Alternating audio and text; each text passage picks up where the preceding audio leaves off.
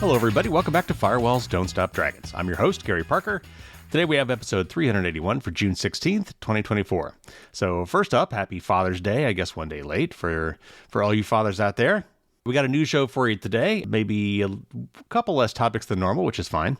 I will just say off the top that the former head of the NSA, Paul Nakasone, was just hired by the OpenAI board of directors. I'm not sure what to make of that. Ostensibly, he is there to, make sure that they keep this stuff secure, but the paranoid in me has to wonder about the NSA possibly being interested in this stuff for mass surveillance. But, hey, we'll see.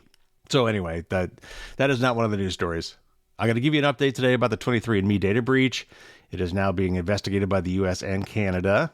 Some crooks have threatened to release 3 billion personal records stolen from a background check firm. I got a couple stories here from 404 Media. What about cops releasing a car's travel history to a total stranger via a FOIA request? And another about a hacker who got into Tile's computer. Tile is kind of like the original AirTag used to track stuff. But this company has a portal for law enforcement requests, and this hacker managed to get in and use that to exploit that to download a bunch of data about Tile customers.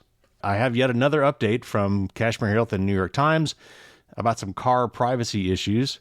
And it's going to sound like a Microsoft bashing day. But I've got a couple pretty bad articles about Microsoft. One, a follow-up to the Windows recall feature that I talked about last time, and with an update on that, and more importantly, a kind of a commentary on why that went so crappy. And also a pretty damning report from ProPublica about how Microsoft has consistently chosen profit over security, with a very last-minute update.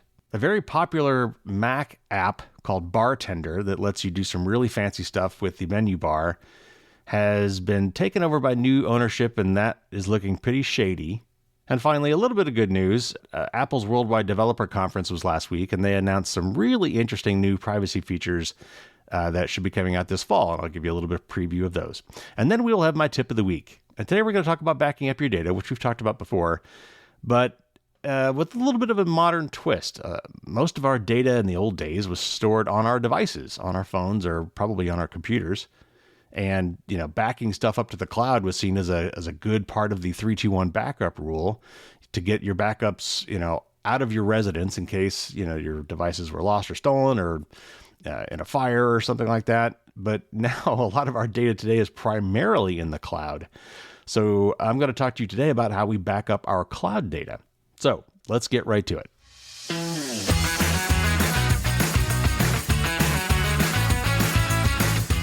All right, first up, this is from Malwarebytes, and it's an update about the 23andMe data breach that I reported on last year. The British and Canadian privacy authorities have announced they will undertake a joint investigation into the data breach at global genetic testing company 23andMe that was discovered in October of 2023. On Friday, October 6th of last year, 23andMe confirmed via a somewhat opaque blog post that cybercriminals had, quote, obtained information from certain accounts, including information about users' DNA relatives profiles, unquote. Later, an investigation by 23andMe showed that an attacker was able to directly access the accounts of roughly 0.1% of 23andMe's users, which is about 14,000 of its 14 million customers. And I'm going to come back to that number in a minute. The attacker accessed the accounts using credential stuffing, which is where someone tries existing username and password combinations to see if they can log into a service. These combinations are usually stolen from another breach and then put up for sale on the dark web. Because people often reuse passwords across accounts, cybercriminals buy those combinations and then use them to log in on other services and platforms. For a subset of these accounts, the stolen data contained health-related information based on the user's genetics. The finding that most data was accessed through credential stuffing led to 23andMe sending a letter to legal representatives of victims, blaming the victims themselves, basically for having crappy passwords or having reused passwords. Privacy Commissioner of Canada, Philippe Dufresne, I think that's how you pronounce that, and UK Information Commissioner John Edwards say they will investigate the 23andMe breach jointly, leveraging the combined resources and expertise of their two offices. The privacy watchdogs are going to investigate 1, the scope of information that was exposed by the breach and potential harms to affected individuals, 2, whether 23andMe had adequate safeguards to protect the highly sensitive information within its control. I'm going to say no. And 3, whether the company provided adequate notification about the breach to the 2 regulators and affected individuals as required under Canadian and UK privacy and data protection laws. Okay, so it says 14,000, and I think that is wrong, and at least misleading. When they said that the attacker was able to get direct access to 14,000 accounts, that is glossing over the fact that once they got into those accounts, they were able to use this DNA relatives feature to get to many, many more accounts and get much, much more information. In fact, the reports that we had last fall said they really got into 50% of their customers, about 7 million users when it was all told.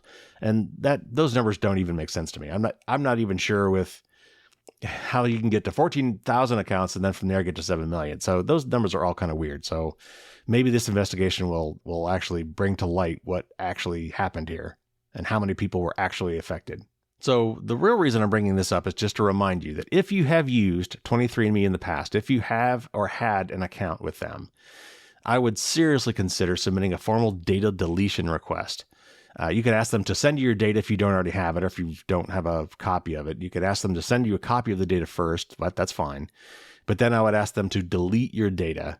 And then also double check on your account that any sharing settings you may have, and you may have to dig around to find them, are set to no, or if available, hell no. Also, just to make you understand why I'm nervous about this, 23andMe stock is currently trading about 50 cents a share, down from a peak of about $16 4 years ago.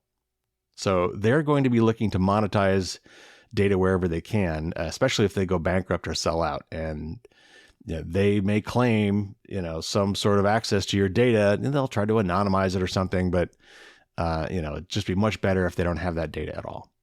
All right, next up, this is from the Register. And I'm just going to say at the outset that I have not been able to corroborate this anywhere else. The other places I've seen that mention this story just refer back to this one.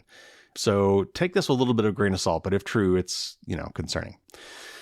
Billions of records detailing people's personal information may soon be dumped online after being allegedly obtained from a Florida firm that handles background checks and other requests for folks' private info. A criminal gang that goes by the handle US DOD, and we've heard of these guys before, they've been involved in other data breaches, put the database up for sale for $3.5 million on an underworld forum in April, and rather incredibly claimed the trove included 2.9 billion records of all US, Canadian, and British citizens. It's believed one or more miscreants using the handle SXUL was responsible for the alleged exfiltration, who passed it on to US DOD, who is acting as a broker. The pilfered information is said to include individuals' full names, addresses, and address history going back at least 3 decades, social security numbers, and people's parents, siblings, and relatives, some of whom have been dead for nearly 20 years. According to the US DOD, this info is not scraped from public sources, though there may be duplicate entries for people in the database. Fast forward to this month, and the InfoSec watchers at VX Underground say they've not only been able to view the database and verify that at least some of its contents are real and accurate, but the US DoD plans to leak the trove. Judging by the VX Underground's assessment, the 277 gigabyte file contains nearly 3 billion records on people who've at least lived in the US, so US citizens as well as, say, Canadians and Brits. This info was allegedly stolen or otherwise obtained from National Public Data, a small information data broker in Coral Springs, Florida, that offers API lookups to other companies for things like background checks. The biz did not respond to the Register's inquiries.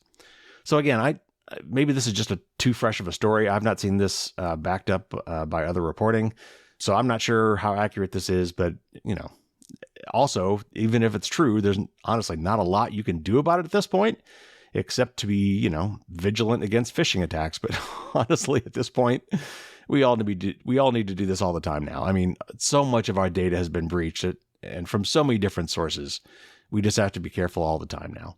So again, another situation where if you can, minimize the amount of your data that's out there. Now, this kind of data is probably data you don't fully control.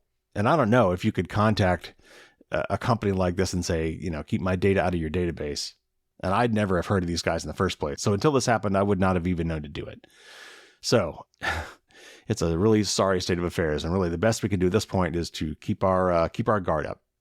All right, next up, this is the first story from 404 Media today, and it's about how cops released information about someone's car travel history to somebody who is not that car's owner. At 8:56 a.m. on Saturday, April 12th, a car was on the road just off the High Street in Orrville, Ohio. A couple of minutes later, at 8:59 a.m., it was spotted at another location. Then at 9:07 a.m., the same car was on a street towards the center of a small city. Nearly an hour later, it was spotted farther south. All of this information is included in a PDF of precise timestamps and approximate locations related to a certain license plate and, by extension, driver, which the Orrville Police Department provided as part of a public records request. But the requester wasn't the owner of the car, and the police did not verify their identity at all, meaning that a stranger simply requested the movements of another person's car, with the police obliging. The unusual case highlights that stalkers or other malicious third parties could piggyback off surveillance systems that are used by police if not enough protections are in place to stop the distribution of such data. And it comes as automatic license plate readers, or ALPRs, are an incredibly common sight in towns and cities across the U.S. And here's a quote from this person's Freedom of Information request. Quote, "In accordance with Ohio Revised Code 149.43, please email me the recorded locations from your Verkada camera system of Ohio license plate," and it's redacted, "from the time period April 1st, 2024 to April 30th, 2024, unquote. Verkada is a company that makes various types of surveillance cameras, including ones that perform ALPR and facial recognition. Verkada did not immediately respond to a request for comment. The response to the records request was a 2-page PDF which included the photos of the license plate itself, the location of the camera which spotted it, and the timestamp of when the camera detected the vehicle. In essence, it builds a timeline of that driver's movements across several days." Captain Chris Pauley from the Orrville Police Department told 404 Media in an email, quote, "The law requires public agencies to provide records, with limited exceptions, of their offices in response to public inquiry. Further, the spirit of the Ohio Sunshine Law is to encourage public agencies to go above and beyond in working with the public to provide requested information whenever practicable and permissible. Ohio law does not permit the public agency from inquiring about the identity of the requester or the purpose of the request unless the requester voluntarily chooses to disclose the information in order to enable the agency to better fulfill the request," unquote. Pauley also said that although the agency has provided Verkada's video footage in response to requests before, including for insurance claims, business inquiries, and other public needs, this and another request made by the same person were the first for specific license plate results since the inception of the camera system in 2021. Okay, so there's, I guess, a couple takeaways. First of all, as I've been telling you for a long time now, these automated license plate readers are a real thing. Like, they're being installed in lots of different places. And if you can take pictures of every car that goes by and every license plate on those cars, you can then associate it with the owners of those cars and figure out where everybody is most of the time. And then the second point is, apparently, Freedom of Information Act is a really great thing, and transparency from our public offices is very important. But it sounds like there may be a loophole here that needs to be closed in this particular jurisdiction, because this would allow basically anybody to request data on anybody else. And it's pretty damning and telling information. I mean, certainly you could use this to stalk somebody. You could probably use this to blackmail somebody if you caught them going someplace they weren't supposed to be. You could use it just to spy on your neighbors or people you know. So the use of these kind of technologies needs to be very carefully regulated, and there needs to be very specific rules about how this information gets stored, how long it's stored, who has access to it, all that kind of stuff. So if you're at all worried about this, you might check with your local city and police department and find out, and you may actually have to file a FOIA request to figure this out, what sort of surveillance systems are in use around your area. And then if you find out they're using things like, facial recognition cameras in public places or automatic license plate readers, you might want to dig in a little bit more and find out what's going on, and then push back if they're doing something that you don't think they should be doing. All right, next up, my second story today from 404, and this is about how a hacker was able to hack into the Tile Corporation, who makes these little tracking devices, kind of like AirTags, found a portal for employees to request information about customers, in some cases for law enforcement, and was able to scrape a whole bunch of data. Okay.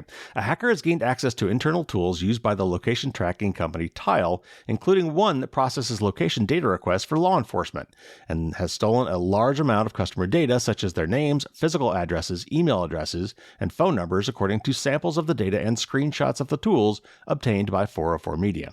The stolen data itself does not include the location of Tile devices, which are small pieces of hardware users attach to their keys or other items to monitor remotely.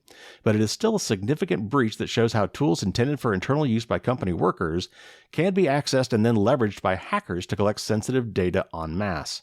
It also shows that this type of company, one which tracks people's locations, can become a target for hackers.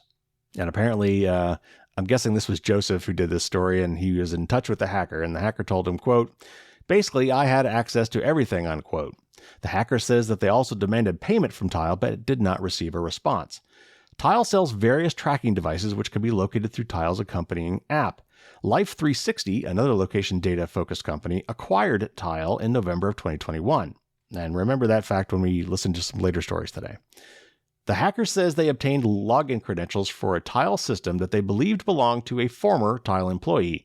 One tool specifically says it can be used to, quote, "initiate data access, location, and other law enforcement requests," unquote.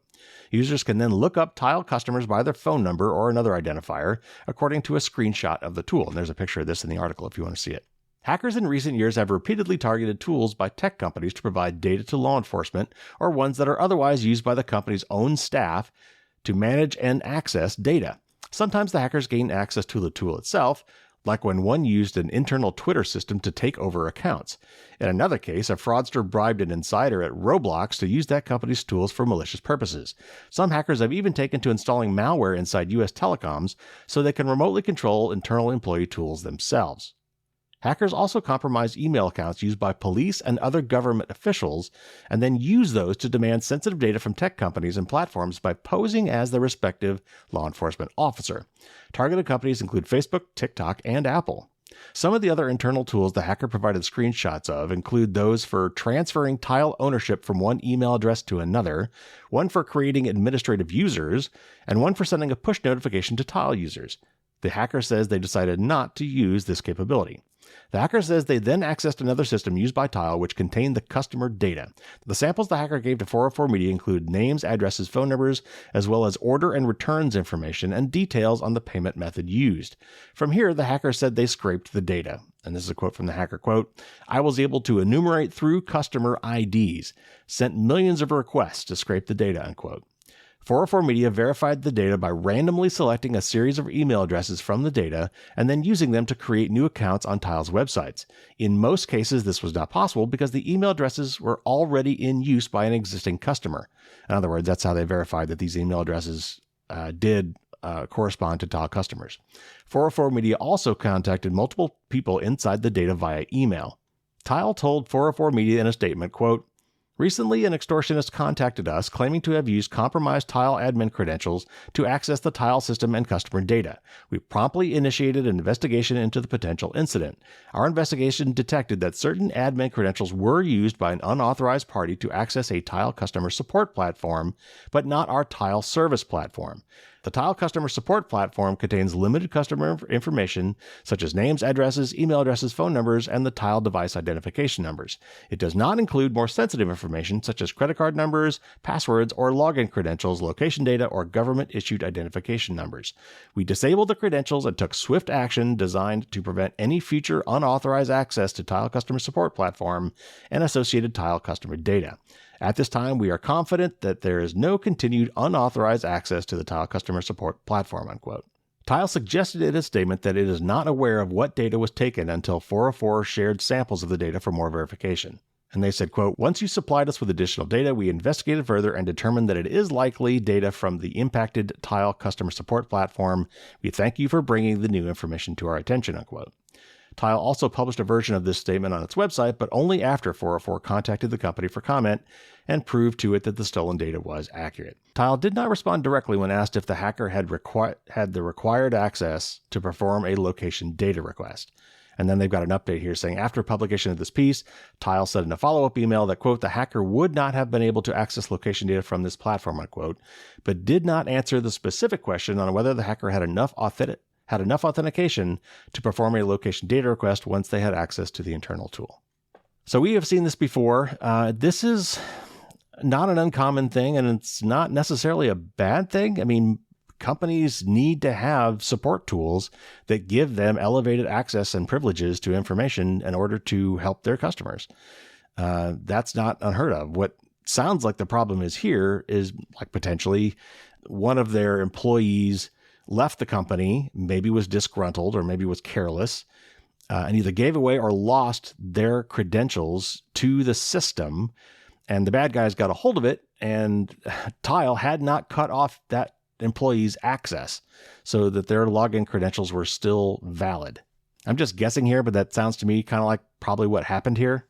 And so while these kind of support tools for engineering and customer support are necessary, they really, really need to have high security and need to be as compartmentalized as possible.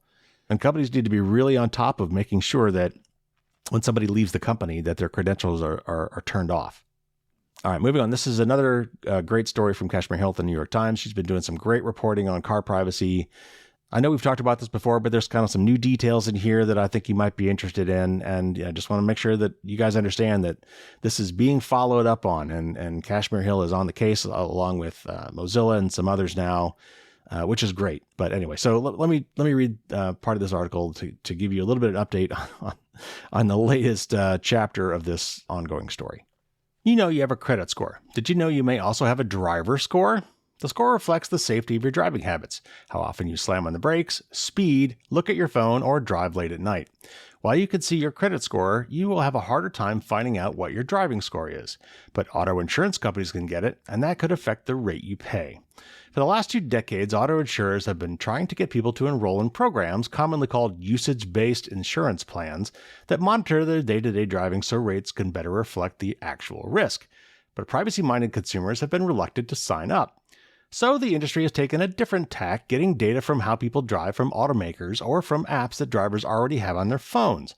Experts say that most people have no idea the insurance industry can track them this way. After the New York Times revealed that General Motors was sharing driver behavior with LexisNexis, customers filed dozens of lawsuits and the carmaker ended its contract with the data broker. But data is still being collected for other automakers and is still being collected from apps. Driving behavior analysis, or telematics, as the insurance industry calls it, could be better for consumers, leading to personalized rates that are more fair. Plus, if people have to pay more for their risky driving, they may drive more cautiously, leading to safer roads.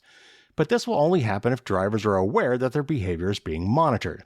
According to the companies collecting and selling the data, consumers agree to share their information with the insurance industry. But the murky consent process means people may not realize what they are opting into. The smartphone apps collecting driver data may not be obvious at first glance. One, Life360, is used by parents to keep track of their children. MyRadar offers weather forecasts, and GasBuddy helps people save on fuel costs. All of these apps have opt-in driving analysis features that rely on sensor and motion data from the phone. You can turn on these features to get notifications if a family member crashes or suggestions for a more fuel-efficient route to work.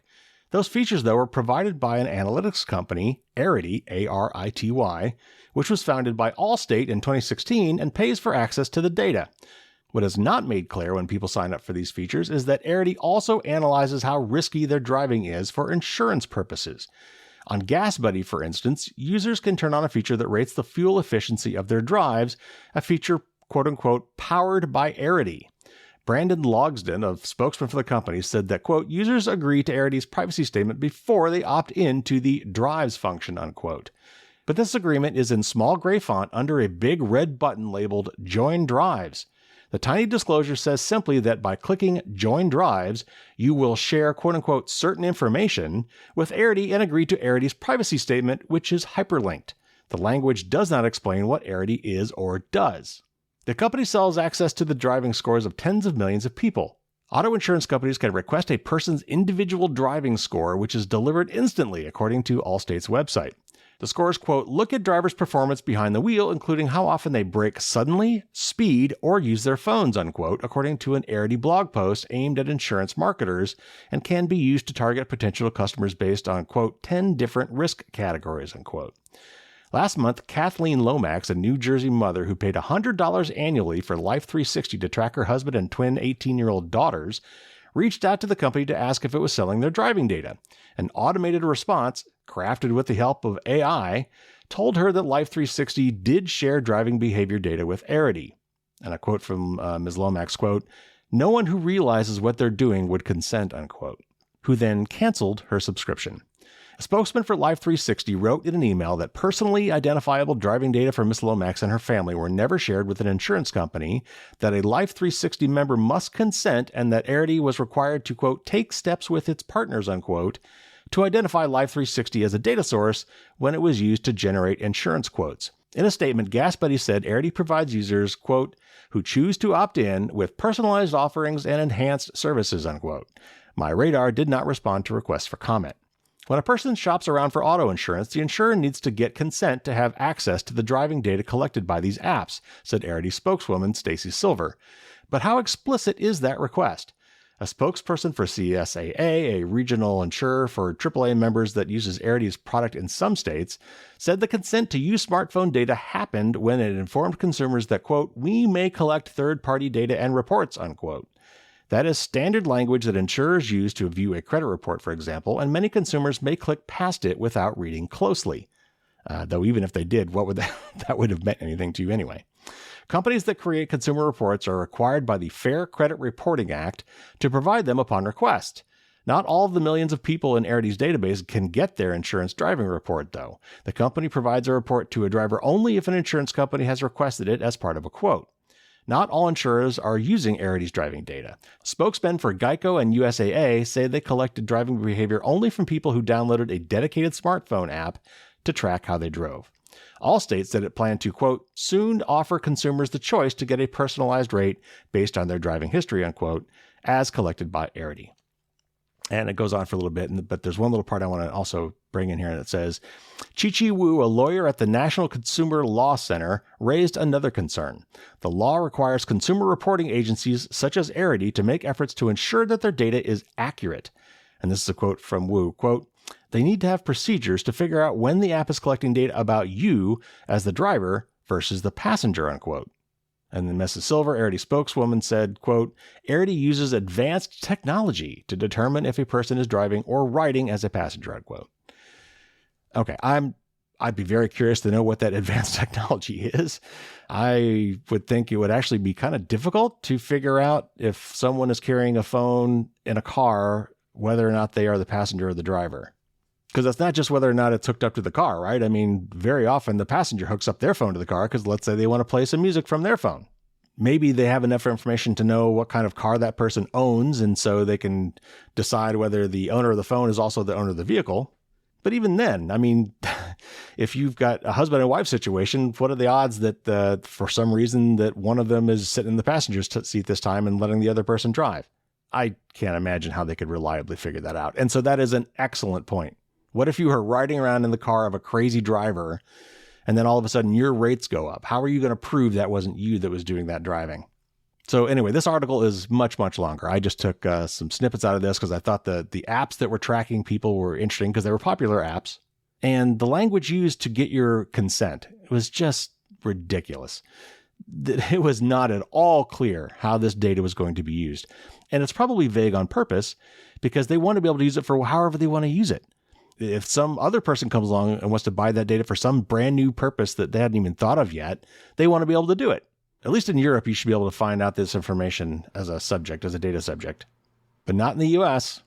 I'm really glad to see the Kashmir Hill is staying on this, and it keeps getting more and more attention because this is just horrendous. But all these companies keep saying, hey, it's right there in the privacy policy. You're supposed to read it. And if you click agree, that's on you. But these privacy policies are unreadable. Not only are they usually way too long, but they're extremely complicated and impossible to understand and always vague. And there's no way that reading these privacy policies would have told you, oh, by the way, we're selling your data to a data broker who is then going to sell this information to insurance companies who then may raise your car insurance rates. That was not at all clear. I'm sure that was not mentioned in any of those privacy policies. All right, moving up. This is from Windows Central. And it's called A PR Disaster. Microsoft has lost trust with its users, and Windows recall is the straw that broke the camel's back. The world is up in arms over Windows recall, but why? It stems from Microsoft's seeming lack of care for Windows and its users. It's a nightmare scenario for Microsoft. The headlining feature of its new Copilot Plus PC initiative, which is supposed to drive millions of PC sales over the next couple of years, is under significant fire for being what many say is a major breach of privacy and security on Windows.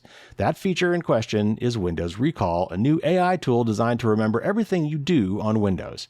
On paper, it's a cool idea. As CEO Satya Nadella described it, Windows now has a photographic memory that uses AI to triage and index everything you've ever done on your computer, enabling you to semantically search for things you've seen using natural language. It's a new and improved way of finding things on Windows, and in our testing of the feature, it works really well. However, for a tool like this to be feasible, trust between the user and the platform is required, a luxury Microsoft doesn't appear to have with its Windows user base right now. Recall operates by taking and storing captures of your screen every few seconds to build a database that the user can later search with screenshots as visual aids. That database is stored locally on your device and never uploaded to the cloud. In fact, Microsoft goes so far as to promise that it cannot see the data that collected by Windows Recall, that it can't train any of its AI models based on your data, and that it definitely can't sell that data to advertisers. All of this is true, but that doesn't mean people believe Microsoft when it says these things. In fact, many have jumped to the conclusion that even if it's true today, it won't be in the future, which I think is exactly the point that I made last time we talked about this. Microsoft is fully aware that the concept of Windows Recall sounds creepy. I know that the company spent a lot of time internally figuring out how to communicate this feature to the world, but it turns out there's no good way to communicate something like this when your users don't trust you. Users are describing the feature as literal spyware or malware, and droves of people are proclaiming that they will proudly switch to Linux or Mac in the wake of it. Microsoft simply doesn't enjoy the same benefit of the doubt that other tech giants like Apple may have. Had Apple announced a feature like Recall, there would have been much less backlash, as Apple has done a great job building loyalty and trust with its users, prioritizing polished software experiences and positioning privacy as a high-level concern for the company. Microsoft, on the other hand, has done a lot to degrade the Windows user experience over the last few years. And then they actually give a list of some of the things that Microsoft has done. And each one of these things is a link to another article. And there's like 6 things here. 1, requiring a Microsoft account to set up Windows 11. Yeah, that sucked. I hated that. 2, advertising in system-level interfaces like Start, Widget Settings, and File Explorer. That was horrible. 3, refusing to acknowledge user app defaults like browsers. Oh yeah, there were so many times when you set your default browser as something other than Edge, but whenever you clicked certain links, it would still launch Edge regardless. 4, shoehorning MSN into Windows, and I think that's Microsoft Shopping Network. 5, replacing native Windows apps with slower, uglier web apps. And 6, full screen prompts pushing you to set up OneDrive or Microsoft 365. While Microsoft has now addressed some of these issues, thanks to the EU forcing its hand, the damage has already been done. It's clear that Microsoft and Apple prioritize their OS platforms in very different ways. Apple ensures its operating systems are clean, polished, and without bloat.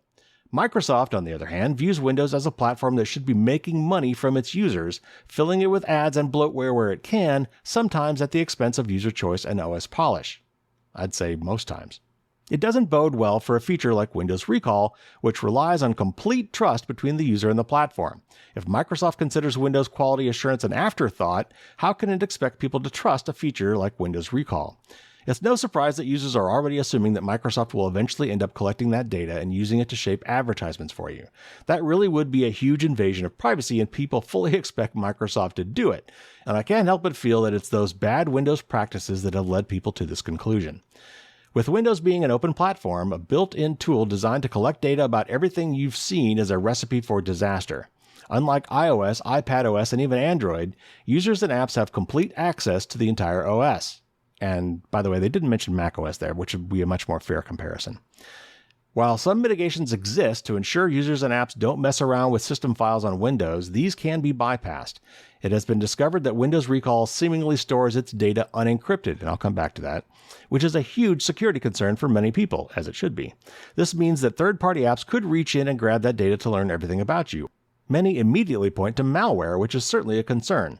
However, even third-party apps that you trust could potentially reach in there to learn about you. Your favorite web browser, video editor, or music streaming app of choice could release an update that begins scraping data from Windows Recall and uploading it to its own back end. There's quite a bit of hysteria over the discovery that Windows Recall stores data unencrypted.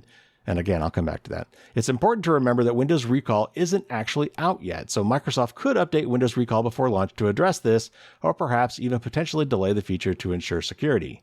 Assuming Microsoft does eventually fix these security concerns, I don't think that it's going to change much for people. Many have already assumed the worst, that Windows Recall will eventually be used as a means to sell data to advertisers and train AI models, and that if it's not happening today, it's only a matter of time. Okay, so this article was actually written before Microsoft actually did make some changes. It has apparently removed Recall, I think, from the latest update where it was going to be debuted. It either removed it or it made it opt-in by default instead of opt-out. In other words, it was going to be turned on by default, and I know that they at least changed that to make it opt-in. You had to turn it on. Also, they locked down the data some more. They changed it so that it's always encrypted on your hard drive, like everything is now. But that particular data is only decrypted on demand, meaning that other apps would not be able to access that data until you have accessed it. Though once you're accessing it, I'm not sure why that wouldn't make that available to any other apps or malware on your machine. So there was some real kind of confusing language around whether or not it's encrypted. Most hard drives today are encrypted by default, or you can encrypt it by default, so your data is always encrypted. But the important point there is that you, as the user, can access the decrypted data.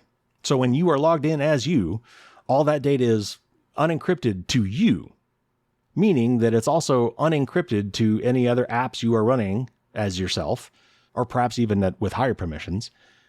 And malware running on your machine, it's available to as well. So yeah, it's technically encrypted, but only to maybe other accounts on that machine, or when you turn off the computer and you're no longer logged in, is it really encrypted for everybody. So there was just a huge backlash over this.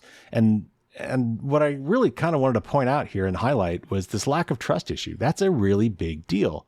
And that is why Microsoft got slapped so hard over this, because nobody trusts Microsoft. And this next article I'm about to read will give you some even more context on that. But they've just done some really user hostile things. And they've made it clear that they are willing to shove advertisements down your eyeballs whenever they want in order to try to monetize you as a user. But here's the other thing. They were so keen on this being a huge marketing feature. They were sure that this was going to, sell lots of these new ARM-based Copilot Plus PCs that they're going to be starting to sell. So this feature, which is only available on those, though people have already hacked it to work on other Windows PCs. But the whole point was this was going to be a huge selling feature, and it was going to drive lots of sales of these brand new, AI-oriented Copilot Plus computers. But to keep it kind of as a big bombshell marketing thing, they kept it secret, and therefore they didn't get any third-party independent input on maybe how they should have done this in the first place. And so when they debuted it thinking, oh, this is the greatest thing since sliced bread, they quickly find out that they were, kind of drinking the Kool-Aid and had talked themselves into this being this amazing feature that everyone was going to love without thinking about the privacy and security aspects of this, which were immediately obvious to anybody else. All right, let me move on. This is from ProPublica, and it's a very, very long article, partially because it goes into the background of one of the main person we're going to talk about in this, which I cut a lot of that out. But it's still interesting, and there's a couple salient points that I wanted to pull from this, and it's related kind of to what we just talked about. And it's titled, Microsoft Chose Profit Over Security and Left U.S. Government Vulnerable to Russian Hack, according to a whistleblower. So let me read a little bit from this article. Microsoft hired Andrew Harris for his extraordinary skill in keeping hackers out of the nation's most sensitive computers. In 2016, Harris was hard at work on a mystifying incident in which intruders had somehow penetrated a major U.S. tech company. The breach troubled Harris for two reasons. First, it involved the company's cloud, a virtual storehouse typically containing an organization's most sensitive data. Second, the attackers had pulled it off in a way that left little trace. He retreated to his home office to wargame possible scenarios, stress testing the various software products that could have been compromised. Early on, he focused on a Microsoft application that ensured users had permission to log on to cloud-based programs, the cyber equivalent of an officer checking passports at a border. It was there, after months of research, that he found something seriously wrong. The product, which had The product, which was used by millions of people to log onto their work computers, contained a flaw that could allow attackers to masquerade as legitimate employees and rummage through the victim's crown jewels: national security secrets, corporate intellectual property, embarrassing personal emails, all without tripping alarms. To Harris, who had previously spent nearly 7 years working for the Defense Department, it was a security nightmare. Anyone using the software was exposed, regardless of whether they used Microsoft or another cloud provider such as Amazon. But Harris was most concerned about the federal government and the implications of his discovery for national security. He flagged the issue to his colleagues. They saw it differently, Harris said. The federal government was preparing to make a massive investment in cloud computing, and Microsoft wanted the business. Acknowledging this security flaw could jeopardize the company's chances, Harris recalled one product leader telling him. The financial consequences were enormous. Not only could Microsoft lose a multi-billion-dollar deal, but could also lose the race to dominate the market for cloud computing. Harris said he pleaded with the company for several years to address the flaw in the product, a ProPublica investigation has found. But at every turn, Microsoft dismissed his warnings, telling him that they would work on a long-term alternative, leaving cloud services around the globe vulnerable to attack in the meantime. Harris was certain someone would figure out how to exploit the weakness.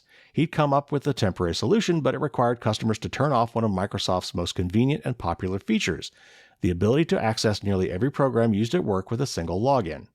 He scrambled to alert some of the company's most sensitive customers about the threat and personally oversaw the fix for the New York Police Department. Frustrated by Microsoft's inaction, he left the company in August of 2020. Within months, his fears became a reality. U.S. officials confirmed reports that a state-sponsored team of Russian hackers had carried out SolarWinds, one of the largest cyber attacks in U.S. history.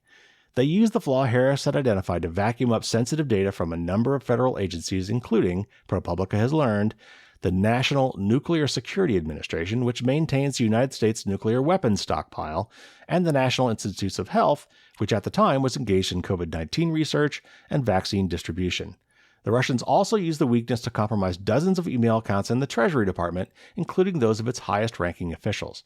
One federal official described the breach as, quote, an espionage campaign designed for long-term intelligence collection, unquote. Harris's account, told here for the first time and supported by interviews with former colleagues and associates as well as social media posts, upends the prevailing public understanding of the SolarWinds hack. From the moment the hack surfaced, Microsoft insisted it was blameless. Microsoft President Brad Smith assured Congress in 2021 that, quote, there was no vulnerability in any Microsoft product or service that was exploited, quote, in SolarWinds. Okay, so this thing goes on to basically say that's not true, and disturbingly, that somebody had been trying to raise this red flag within Microsoft for years, it sounds like, and was ignored. This is a very, very long article diving deep into Harris's history and some internal Microsoft policies over the years. This is interesting to you. You could definitely check it out. But the article goes on to talk about how, multiple Microsoft execs had said, no, we prioritize security. And there was an off-quoted memo, I think, to the employees from, I think it was Satya Nadella, who basically told all the employees, hey, if you are ever at a choice of delivering a feature or making it secure, then I'm here to tell you that the right choice in that situation is security. But the problem here is that you need to align the actual incentives, which in this case are financial, for the company, for the execs, and for the employees around security. And you've got to also do security by design. So often, and I've seen this in many of the companies I've been at myself, features are promoted and way before security. Security is almost always an afterthought, because the way you make more money is you get really cool new features out there, and that gets people to buy your stuff. And then you always say, well, we'll follow up with better security later. We'll get to that later. And it just never happens. Now, I will say that as of, I think, yesterday, the president of Microsoft was called in front of Congress and basically got his butt chewed out over this. And the president did announce that Microsoft is going to actually somehow formally tie security to pay, like bonuses. It's going to be supposedly up to 1/3 of the exec bonus structure, like is somehow going to be tied to security. And supposedly it's also going to be part of the review process for all the employees when they're doing, getting their annual raise review. But the devil in that is always in the details. You really have to set it up right. they could totally say they're doing this, and they could even have it on paper that, security must be considered when determining someone's bonus. But if there are not direct ties, direct metrics involved, the ways that you can somehow measure this stuff and tie it that way, it's not going to matter. It's just going to be lip service.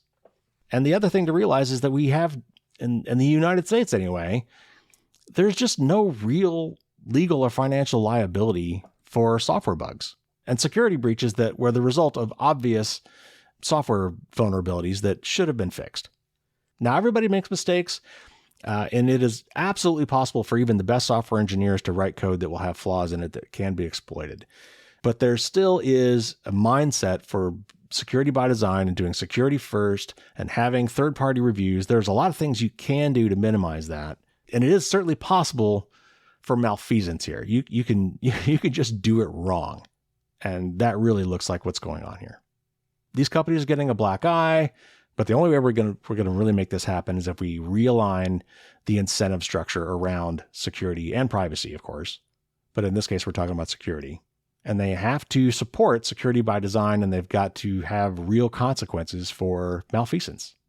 All right, one more news story, and this is from Mac Rumors. And then I've got a little bit of good news for you, and then we'll get to my tip of the week. And this is what they're calling a PSA, or a public service announcement, about an app called Bartender on Mac.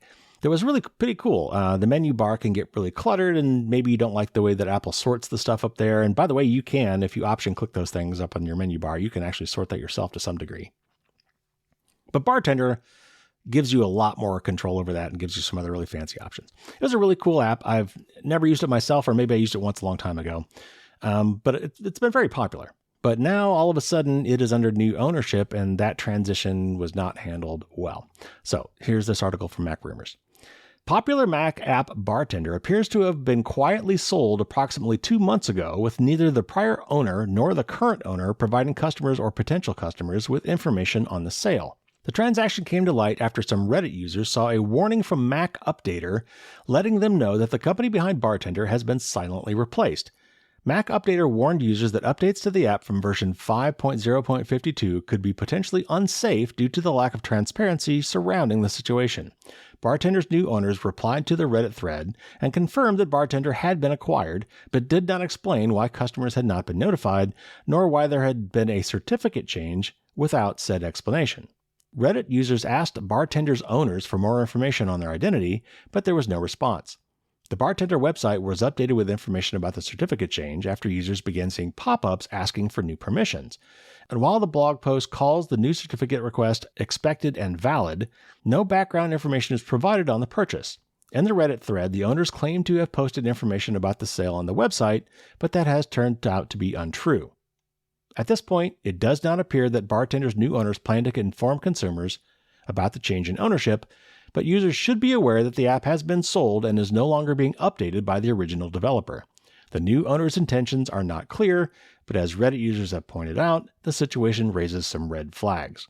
Now, there has been one update to this, and Ben Surtees, the original developer of Bartender, today said he sold the app to Applause 3 months ago. There was no other information on the company, and Applause still has not officially commented on the sale. So this is a serious problem, and it is something that hackers have, and just ne'er-do-well companies have been pouncing on, and that is finding popular applications, in some cases popular websites, that are kind of getting long in the tooth and maybe haven't been updated for a little while, but remain popular, and then kind of swooping in to take them over, either buying out the original person or in some cases kind of maliciously taking them over. Like if somebody forgets to renew the ownership of a website domain, jumping on it when it comes available and taking it over and acting as if they're the original owner. We saw this most recently with the XZUtil story. There was almost a complete and horrible disaster for the entire world, where a hacker played the long game and took over a very popular compression utility that was used in Secure Shell, which is used everywhere, and basically was putting a back door in probably every Linux system on the planet, and was caught, thankfully, before that was allowed to happen. But change of ownership is a really important thing, and one that is not often transparent. Now, Mac Updater is an interesting story. I've not use them myself, but it's kind of a tool for helping you keep your Mac apps up to date that are not in the Mac App Store. It's kind of like an app store for independent apps that for whatever reason aren't being sold directly through the App Store, probably because the owners don't want to let Apple take a cut of their profits. And in this case, it looks like Mac Updater is doing what I think Mac OS should be doing, and basically every operating system or app store should be doing, and that is highlighting when a particular application changes ownership, because that new owner could completely change the terms of service, can ruin the product. I've seen that happen a lot of times, and can start mining your data. Sometimes hackers take them over and actually use it to turn a regular app basically into malware. There are real security and privacy dangers when the owner of a project or an app or utility or a plugin or a software development kit or a library changes hands. And there's not often much transparency around this. So I really think there should be a required notification whenever this kind of thing happens. And unfortunately, what that probably means for now is that the platform owners, whatever that platform may be, again, it could be the operating system, Apple, Google, Microsoft. It could be a browser for plugins. I think Firefox and Chrome should definitely tell you if the maker of a plugin that you are using has changed ownership. Same thing with software development tools like IDEs. If you're using a plugin or a software library and the ownership of that has changed, you should be notified and given the chance to not update that particular piece of software any further, like turn off or intercept automatic updates so they don't happen until you approve of the new owner and say, yes, I trust this new owner, go back to business as usual. So really at this point, I think it's on the various platforms owners, anything that manages, software updates. I think it's really on them to notify users when this kind of stuff happens and intercept software updates after change of ownership to make sure that people have an idea that this is going on and approve of that before they allow it.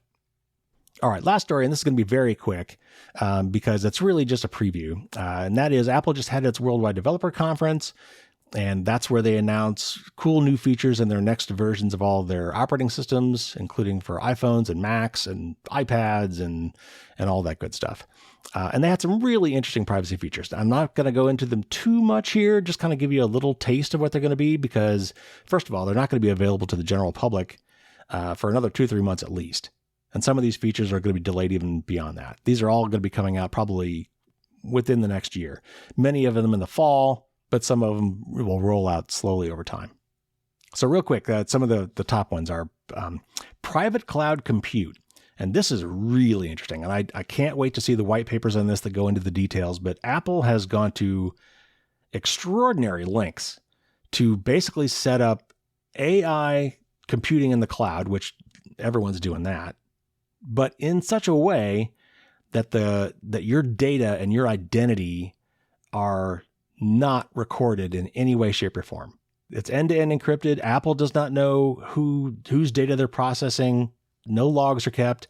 And furthermore, they're doing something that I've never seen done anywhere else. They're making all the source code for the server available for researchers to vet. And it sounds like they're even going to make all the logging publicly available somehow, or at least available to security researchers to verify that what they say they're doing, they are actually doing. There's a lot of policy stuff, not just technical stuff, but policy stuff in this new private cloud compute thing. It's very, very interesting. Apple's got a blog that kind of gives the highlights of this, but it doesn't go into the details that much. So I'll be very interested to hear the details and then hear what other security and privacy experts have to say about that when that rolls out. Apple is now giving you the opportunity to lock apps on your phone. Let's say you want to hand your phone to someone to have them do something real quick, or maybe you're giving it to your kid to play a game on, but you don't necessarily want them messing with, your bank app, or maybe you've got a private messaging app that you don't want them seeing the messages on there. So you can now lock those apps so that you can only open those apps with biometric unlock. Or you can actually hide them all together. Like the apps won't even be visible until you unlock this special area that shows them. We just talked about something very similar on Android, the last news show.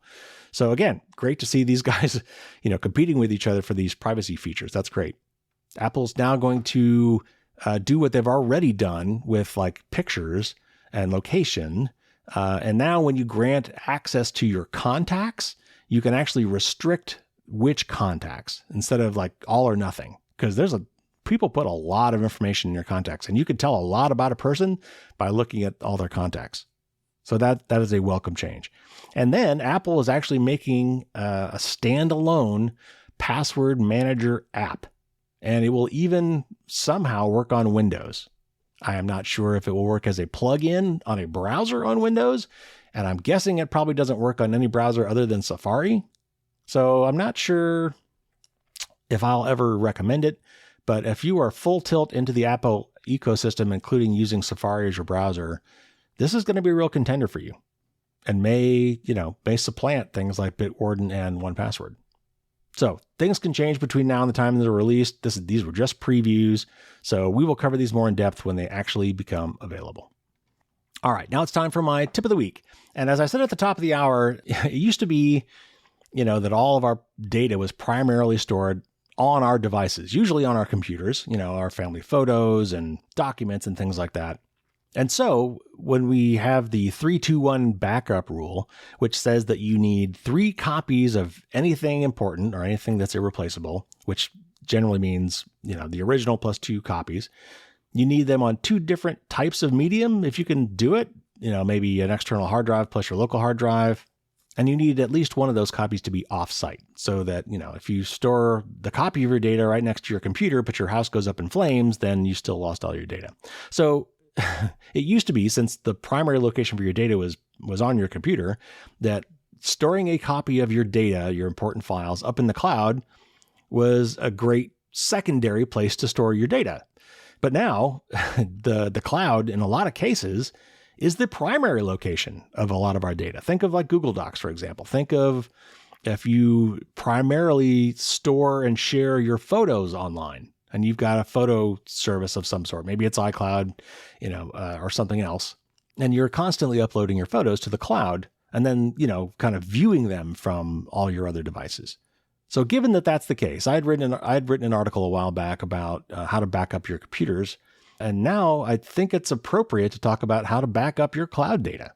The cloud is supposed to be more robust. I mean, it's somewhat, by the way, cloud is always our term for just someone else's computer. But that someone else's computer is some service, some big tech company that we're paying money to do it right and to make sure that our stuff is backed up and secure and it's robust. If even if one of their computers goes down or one of their hard drives dies, they should have backups of everything, and you should never be the wiser. It should just be there. But they do still fail. Bad things do happen.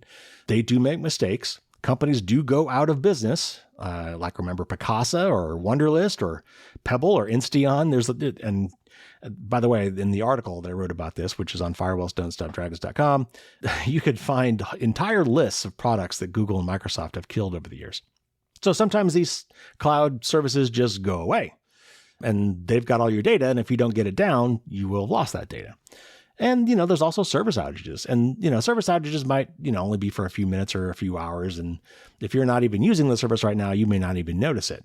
But sometimes, there are ransomware attacks or there are other things that can bring a service down for days or even weeks. And so at that point, it would be good to know, or make you feel more comfortable, certainly, if you had a backup of that data before that happened, in case they never come back online. And then there's one other thing that can happen that you might not be thinking about, and that is because it's in the cloud. The way a lot of this cloud data stuff works is the reason it's in the cloud is because you want to have it available from all of your devices, your smartphone, your iPad, your computer. Maybe you share them with other people as well. And so there's this synchronization thing that happens so that they're stored primarily in the cloud, but you can view them from everywhere. And if you change it one place, it changes everywhere else. Well, the problem with that is if you change it in a bad way, like you corrupt it or you delete it, then that could then be synchronized to everywhere else as well, including the primary copy in the cloud. Now, a lot of cloud services have a history feature where you can go back and get a previous version of a file. Okay. But nevertheless, the cloud storage is not guaranteed. It's not 100%. And therefore, any data that you primarily have in the cloud is data that you should find some way to periodically back up. Now, if you're using something like Google Drive or Dropbox or OneDrive, and that is represented by a folder on your computer, hopefully there are local copies of all those files already sitting there. And if there are, then your backup solution for your computer, which you better have, will be making copies of those files. Now, sometimes those cloud folders aren't really populated with all your files. Sometimes they're just little placeholders because they keep them mostly in the cloud and they only pull them down from the cloud on demand. That means they're not really sitting on your local computer unless you request them. And even then, after some time, they may go back to being placeholders to try to save space on your hard drive. So what can you do about this? Well, generally speaking, what you want to do is you want to kind of archive or export all your data from these cloud services to your computer in some sort of an archive format. It'll come down probably as a zip file. And then you want to store that somewhere that is also backed up. I usually keep at least 2 snapshots because these are all snapshots in time. Whenever you do the export, that is a copy of your data as it existed at the time you requested the archive or the backup or the download. And those files may change over time, right? So you need to periodically make these backups. And so I usually keep at least 2 around, just in case one of them gets messed up. But if I've got room, I'll keep more, and I'll just delete the old ones as I need space. I have a special backup folder. It's actually on an external hard drive that's connected to my computer, but that drive is backed up. It's part of my backup process. So it's backed up actually to a different cloud service that I use. I happen to use Backblaze. There are others that are good too.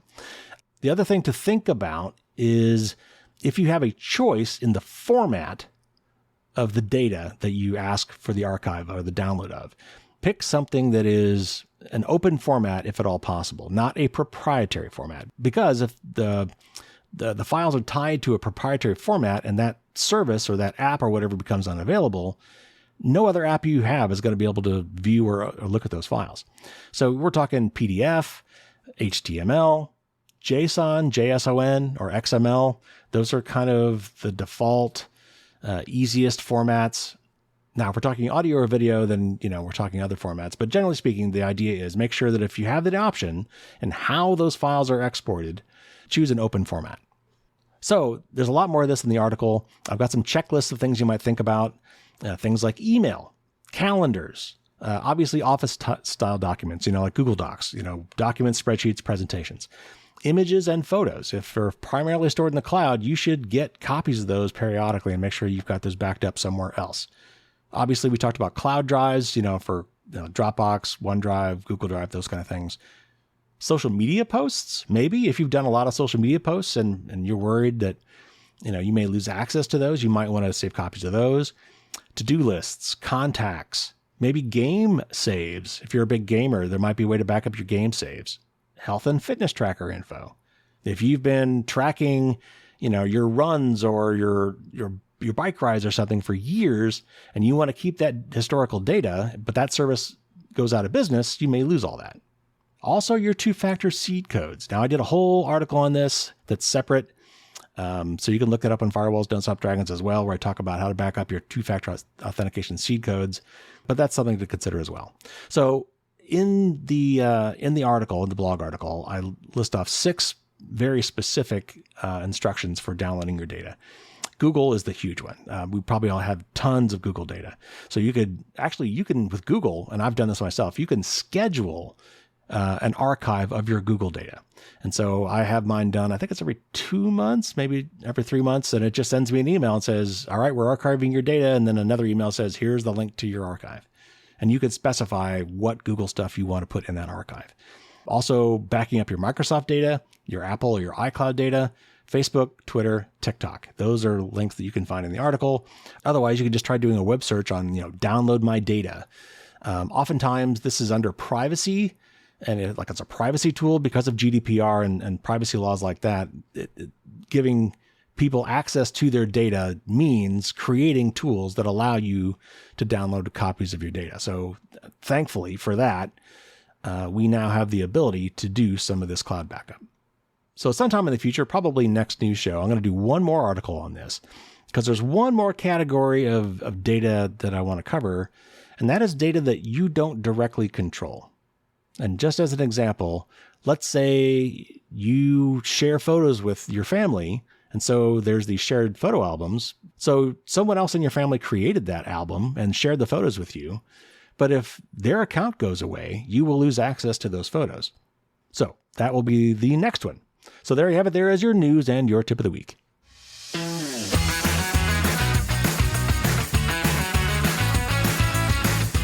All right, everybody, that's going to do it for this week. Thanks again for tuning in. Got some great interviews coming up. Next week will probably be my interview with Byron Tao about his book, Means of Control, which is a very, very interesting book.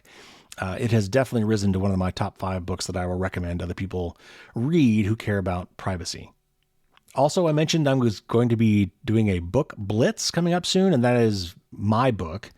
If you've ever thought about buying a copy of my book, or maybe getting an updated copy of my book because it's now in the 5th edition, or maybe getting a copy for somebody else, or, all the above, hold off a little bit if you can. I'm going to try to coordinate everybody kind of all going in and buying during a 1 or maybe a 2-week period. And also during that period, I'm going to strongly encourage people to go and write reviews on Amazon. I'm really trying to get a flurry of activity in a very focused amount of time, which hopefully, if all goes well, and that's kind of the plan here, will pop my book up into the top 10 in 1 or 2 categories on Amazon. Maybe if I get really lucky, I can get to number 1 in kind of a niche category. There's just so much stuff on Amazon. It's really hard to get noticed. And so I'm hoping to kind of get it up there, pop up above the noise floor, as we like to say, to get noticed, to kind of throw up a flare. So stay tuned. That probably be toward the end of this month or early next month. All right, that's going to do it for this week. Take care, everybody. Stay safe out there. And until next week, as always, don't get caught with your drawbridge down.